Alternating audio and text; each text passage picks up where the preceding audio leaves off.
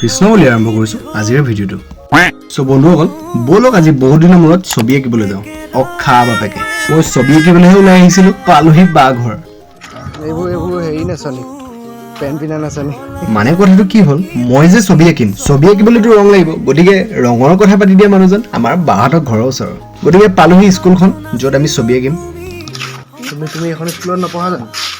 কি ছবি আঁকিব লাগিব কোৱা? হাতী চাতি আঁকিব লাগিব নি? চ' বন্ধুসকল আজি মোৰ লগত চিত্ৰ অংকন কৰিবলৈ আহিছে আমাৰ অংকুৰ কলিতা। ই পিছে ছবি ভালে আঁকে কিন্তু ৰংটো বেয়া। হয় ঠিকেই শুনিছে। কম বাজেটত কৰিবলৈ কৈছে, কম বাজেটত কালাৰ जोर से बोल के लोगों को स्कीमें बता दे। পিছে বন্ধুসকল আপোনালোকেতো জানেই মই পাল মৰা কাম বেয়া পাওঁ, গতিকে ইমানটা অইল পেইণ্টৰ কাম সামৰি কিনো কৰিম, বিস্কুট এপেকেট কিনি আনি খাই দিলোঁ আৰু। পিছে সদায় দৰে মোৰ লগততো বিস্কুট খোৱা পাৰ্টনাৰ ঢেৰ বাউ।